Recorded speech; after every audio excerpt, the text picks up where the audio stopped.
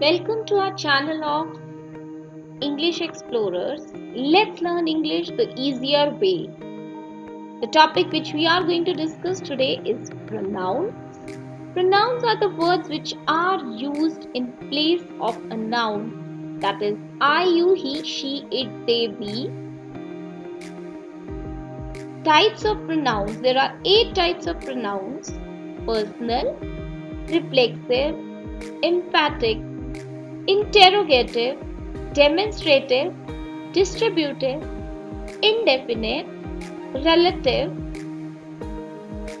First one, personal pronoun, as the name indicates, is derived from person.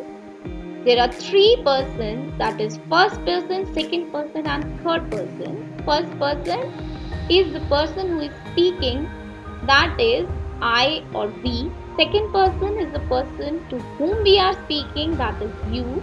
And third person is the person about whom we are speaking, that is he, she, it, they.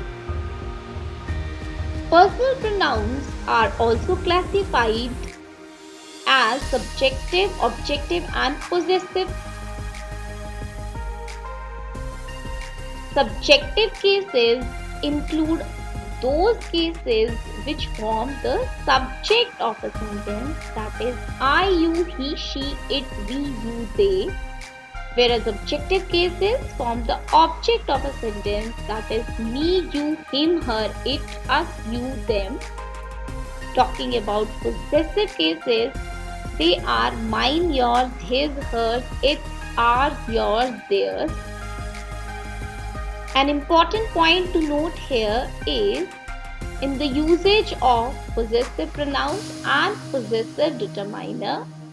That is, possessive determiner is always used before a noun. For example, this is my book, whereas possessive pronouns are used at the place of nouns, that is, that book is mine. Reflexive pronouns. Let's proceed to our next classification of pronouns, that is reflexive pronouns, which refer back to the subject of the sentence and they end in self or self. Let's understand with the help of an example. Anna made this dress herself.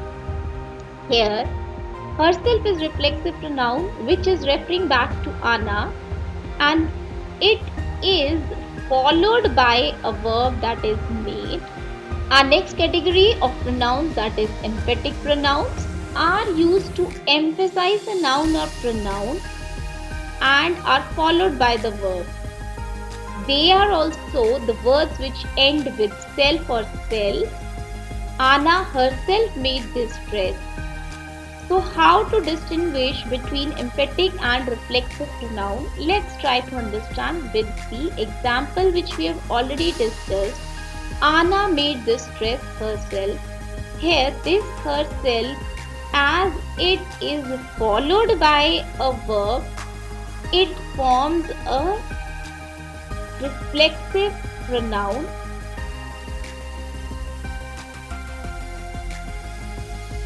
Relative pronouns. This is our fourth category of pronouns which refers to the noun earlier used in the sentence. For example, which, that, whose, who, all these are relative pronouns and they are also used to join two sentences. These examples will make us clear. The woman who came to the door left flowers for us. Here, who is a relative pronoun which is referring to woman, that is the noun used in the sentence. So, similarly, which, that used in the other sentences are referring to the nouns used earlier. Interrogative, they are used to ask questions. For example, which, what, who, whom, whose. These are all interrogative pronouns. Now, let's try to understand with the help of example. Who? Who goes there? Who is that? Here, who is replacing the noun? Which seat would you like? Which color do you prefer? And sentences based on what? What do you want for dinner? What is your name? So all these sentences indicate interrogative pronouns where a sentence ends with a question mark. Distributive pronouns are the other classification of pronouns which refer to a person or a thing one at a time. The key word here is one, so that is why it is always singular and should be followed by a singular noun and a verb. Example: every, each, either, neither, none, any. An illustrated example explains the same. Each new day is different. Not each new days is different. As the noun here is the day, which has to be singular. Indefinite pronoun, they do not refer to any person or thing in particular. They talk about a thing or person in general. For example, all, everyone, someone, everybody, somebody. We can't specify about whom we are talking. Let's see with the help of example. I have read everything. We need something. Our last category of pronouns is demonstrative pronouns, which are used to point out specific nouns or objects.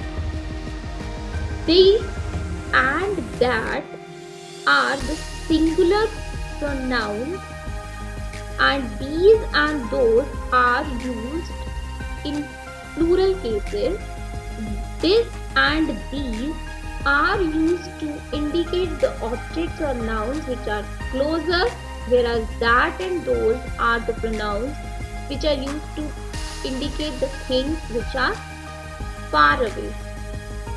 Hope you liked the video. Rest as you all know the drill. Bye bye and see you in the next session. If you have any comments or queries, let us know. Thank you so much.